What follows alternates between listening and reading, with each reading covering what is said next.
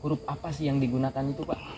Nah, jadi huruf-huruf yang ada para sasti masa peninggalan Tarumanegara semua sama menggunakan huruf Pallawa.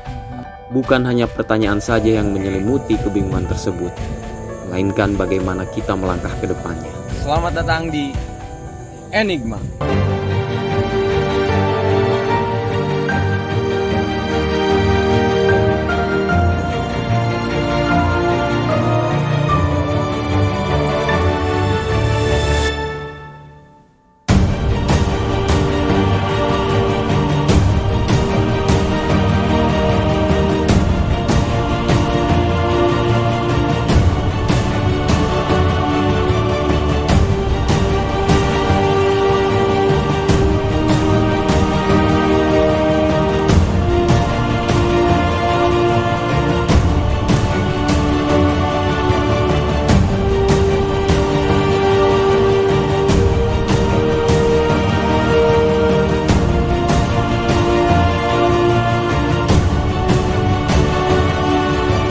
Assalamualaikum warahmatullahi wabarakatuh.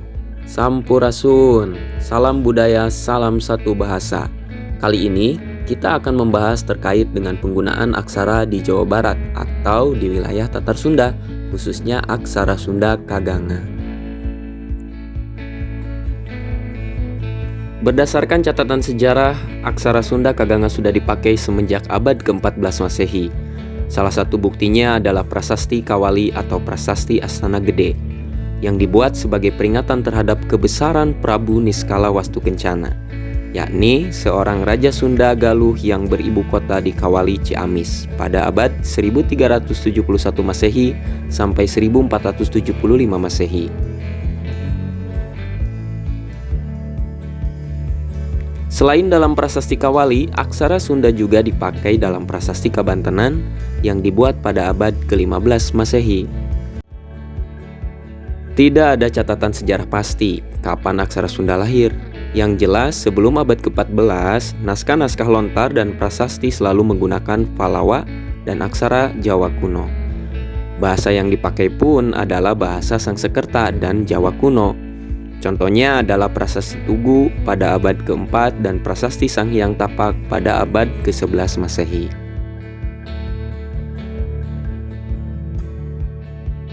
Naskah-naskah Sunda kuno yang menggunakan aksara dan bahasa Sunda kuno diantaranya adalah naskah Carita Parahyangan, naskah Bujanga Manik, dan naskah Sewaka Dharma. Ketiganya ditulis pada kurun waktu abad ke-15 sampai abad ke-16 Masehi. Naskah lainnya yang menggunakan aksara dan bahasa Sunda kuno adalah Sanghyang Siksa Kanda Eng Karesian yang ditulis pada abad 1518 Masehi dan naskah Amanat Galunggung. Naskah Amanat Galunggung atau naskah Kabuyutan Ciburui diperkirakan berusia lebih tua dibandingkan naskah Carita Parahyangan. Naskah-naskah Sunda kuno umumnya berisi tentang ajaran norma-norma kehidupan serta ditulis oleh para wiku di mandala atau kabuyutan. Sedangkan mandala atau kabuyutan itu sendiri adalah tempat pertapaan yang umumnya terletak di lereng atau kaki gunung, seperti Gunung Galunggung, Gunung Cikuray, Gunung Wayang, dan Gunung Jayagiri.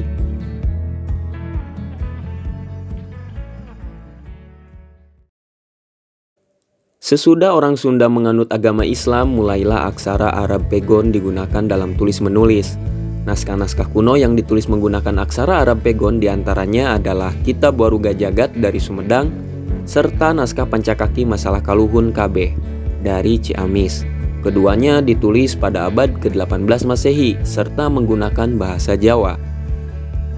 Sesudah wilayah Priangan dikuasai Mataram, selanjutnya diperkenalkan pula aksara Jawa yang lebih dikenal dengan istilah Hana Caraka atau Cacarakan.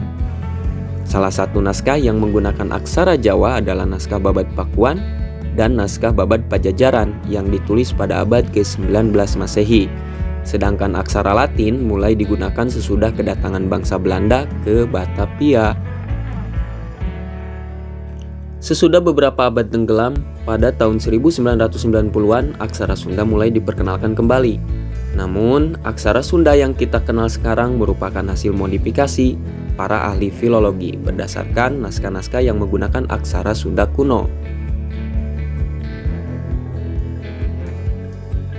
Ada juga beberapa huruf yang ditambahkan seperti fa, pa, sha, ko, za, kho, dan sha. Untuk kepentingan penyeragaman, selanjutnya disusunlah aksara Sunda Lulugu atau aksara Sunda Baku. Dan berdasarkan Perda Jabar nomor 6 tahun 1996, selain bahasa dan sastra Sunda, aksara Sunda pun harus diajarkan di sekolah-sekolah di wilayah Jawa Barat. Oleh karena itu, aksara Sunda Kaganga yang kita kenal sekarang mempunyai 7 aksara suara atau aksara vokal, 23 aksara ngalagena atau konsonan, dan 13 rarangken atau imbuhan, 10 angka dan beberapa tanda baca. Aksara suara atau aksara vokal adalah aksara yang memiliki suara vokal yang terdiri dari A, I, U, E, O, E, dan E. Sedangkan aksara ngalagena terdiri dari kaganga, cajanya, tadana, pabama, yarala, dan wasaha. Kemudian ditambah dengan huruf baru, yakni fa, ko, pa, sha, ja, kho, dan sha.